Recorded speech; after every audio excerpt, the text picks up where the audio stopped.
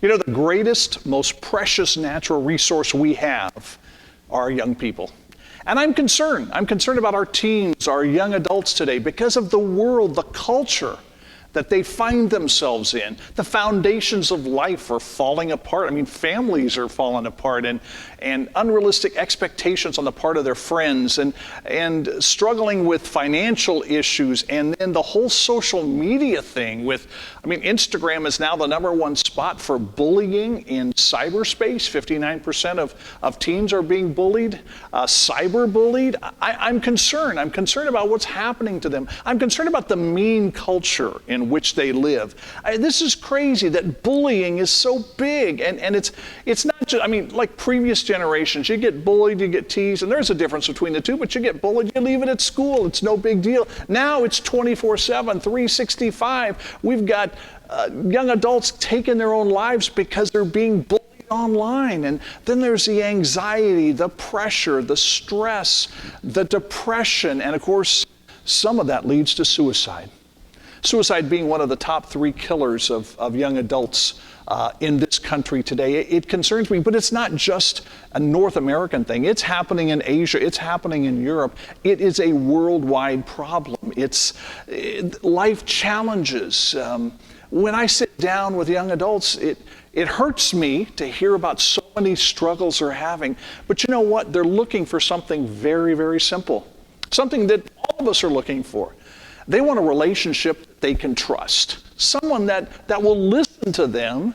Somebody that will affirm them and validate them. Somebody that'll say, you're okay, you'll get through this, I'm here to help you. They need to know that they matter. They need to have power to change their lives. That's what they're looking for. But hey, let's face it, we're all looking for that, aren't we? I want power to change my life. I want power sometimes to get the things that I don't have. Sometimes, I hate to admit it, I want power to get vengeance on somebody. And that's where our next generation is at. But you know what? They have so much good. Think of the potential for them to change the world. They've got the energy, they've got the drive, they've got the motivation. They want to make a difference. And we need to help them do that, even though the foundations are crumbling around us. And I'm certainly not a pessimist by any stretch of the imagination. I'm an optimist when it comes to this generation. And I want to do everything I can to help them have a listening ear, to help them find somebody that they can trust, to help them feel like they matter, like they have a purpose in their life, that they can make a difference. Let them know that I believe in them and I'm here for them. They're not asking much, but they're searching. This is one of the loneliest generations ever, probably the most lonely generation. Why?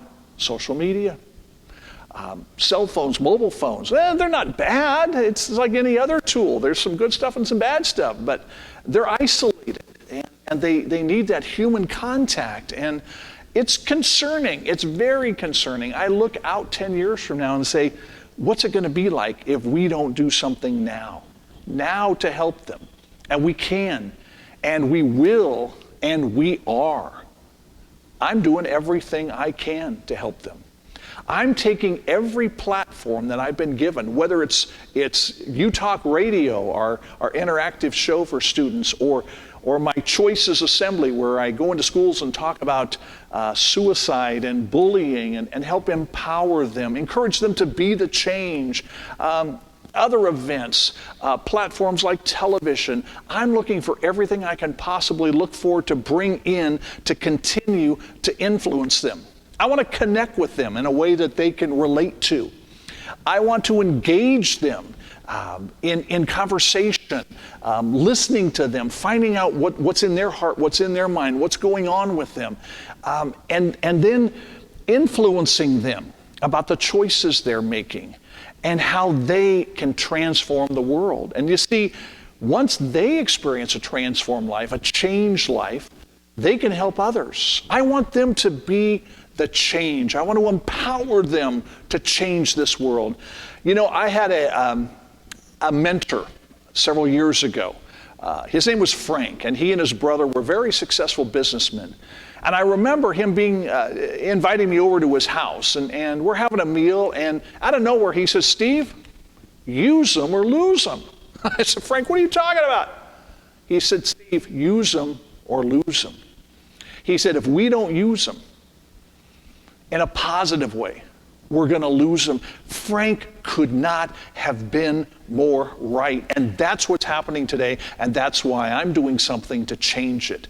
I want to use them to change the world. I want to empower them to go mad, to go make a difference.